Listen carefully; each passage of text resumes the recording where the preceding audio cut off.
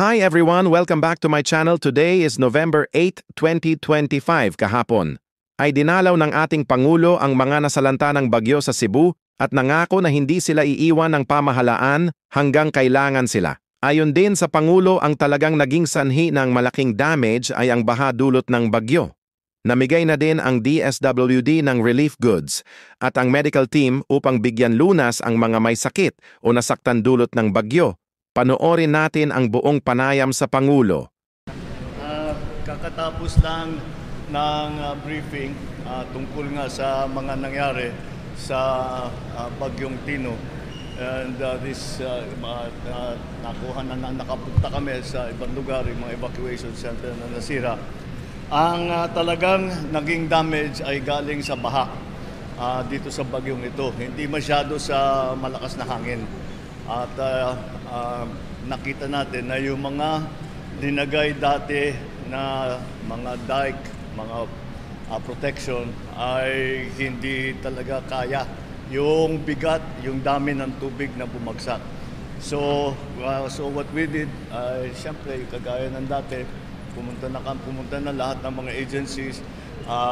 Of course, nauuna dyan is the DSWD, mag-provide ng relief goods para sa mga lalong-lalo na yung mga nasa evacuation center o yung mga na-dislocate, nasiraan ng bahay. Yun ang unang-una.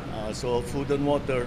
Tapos nandyan na yung ating mga medical team para tignan sila kung merong mga nasugatan, merong mga nagkaroon ng karamdaman dahil sa bagyo. At binibigyan ng gamot. Tapos meron tayo pa cash assistance. Ang binibigay natin ngayon, 5,000 para sa mga partially damaged na bahay at 10,000 para sa completely damaged na bahay. Para meron silang magamit para makapagtayo na naman sila ulit ng bahay. And so that is ongoing now. Later on, patuloy naman ang tulong kasi meron tayo mga i-relocate. Kasi marami sa naging biktima ay nasa no-build zone. At nakapagpatayo sila ng bahay doon sa no-build zone. Kaya't kailangan silang i-relocate. So yun din, isa pa yun ginagawa namin. Napag-usapan namin ng mga local government units dito sa Cebu to include the provinces, the municipalities and the cities, ay pinag-usapan namin kung paano saan natin ilalagay dahil umaasa kami sa LGU para makahanap ng lupa, paglalagyan ng mga i-relocate. Ngayon, meron din tayong temporary shelter para doon sa hindi pa makauwi ng kanilang bahay, but eventually ay gagawa natin ng paraan para makabalik na sila, magpatayo sila ulit ng bahay o ayusin nila yung nasira nilang bahay. In the meantime, kung habang binabalik dahan-dahan ang buhay ng ating mga kababayan sa normal, ay nandito naman lahat ng mga ibang ahensya hindi naman umaalis at nagpapaikot pa nga ang public works. For example, nagpapaikot ng mga engineering team para tignan yung mga kalsada, baka na-erode, baka kailangan ng ayusin, baka kailangan sarhan. Pero so far, mukha namang maayos. May mga dalawa-tatlo na kailangan tutukan, kailangan tignan na mabuti. Baka hindi na pwedeng gamitin dahil nasira na dahil sa baha. So ito, yung mga engineer namin ng Public Works ay papupuntahin na namin doon para inspeksyonin na nila lahat. At nagbigay din ako ng warning sa ating mga local executives na may padating pa na bagyo.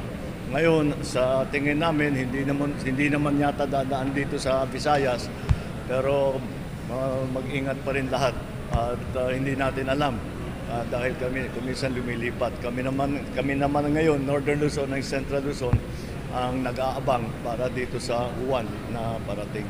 But we are very, very sorry. Hindi ko siyempre lahat kami nalulungkot dahil napakataas ng ating casualty figures. At ito karamihan talaga ay dinala dinala ng tubig. Dahil sa laki ng tubig, dahil sa bilis ng parating ng flash flood. Ang sinasabi sa atin, ang pinaghahandaan ng mga LGU officials was a storm surge. Yung papasok galing sa dagat. Pero ang talagang nangyari, flash flood naman. Iba yung nangyari. At hindi natin napaghandaan dahil iba yung in-expect natin. But anyway, nangyari na. We will be helping the families of those na naging casualty. We will help them to recover, put them back on their feet, and do what we can to make up for the loss that they have suffered.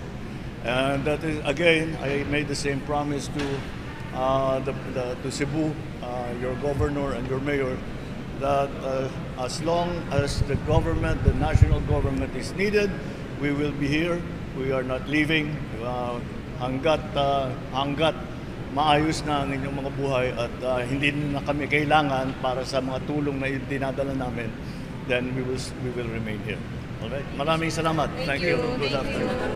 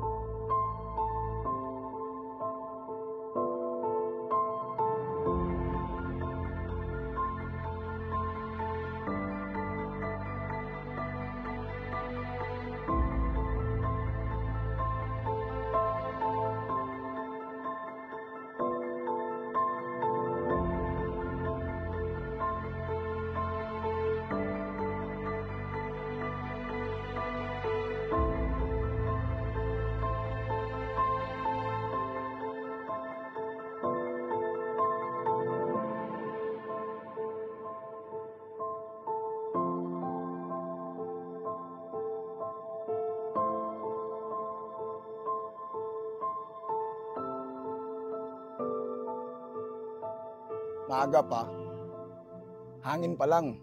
Pagdating ng alas 4 na, malakas na talagang ulan.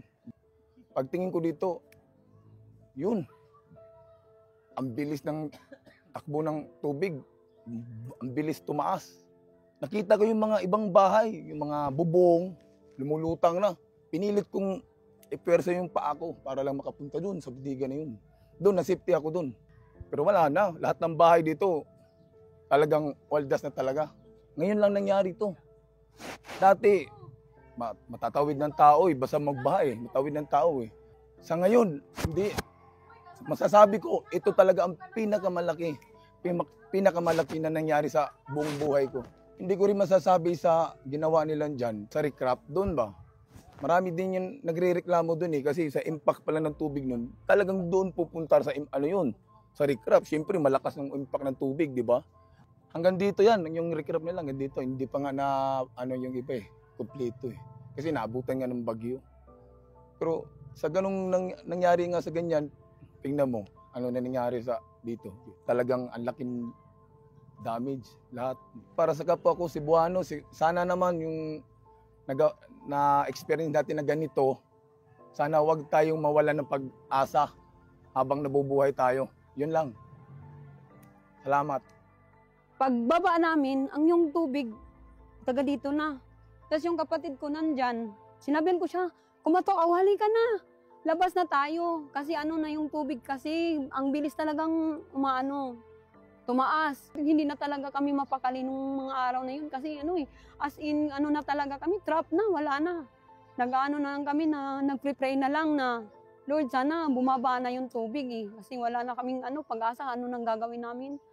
Mula nang bumaba yung tubig, hanggang ngayon, umano talaga ng kapatid ko, yung pinsan namin, hinahanap talaga namin siya doon kung nasaan niya. Until ngayon, 4 na araw, ilang purinarya nang ninapitan namin, wala.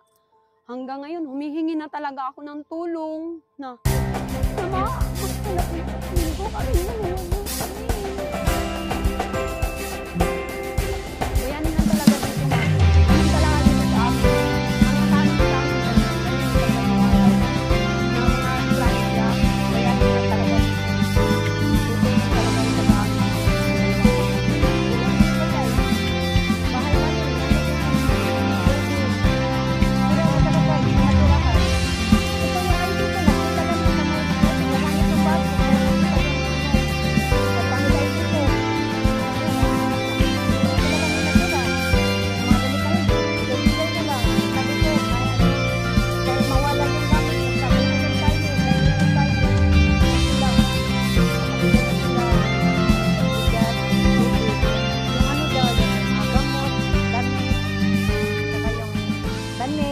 Kasi ang baha umabot ng itaas ng walang bubong.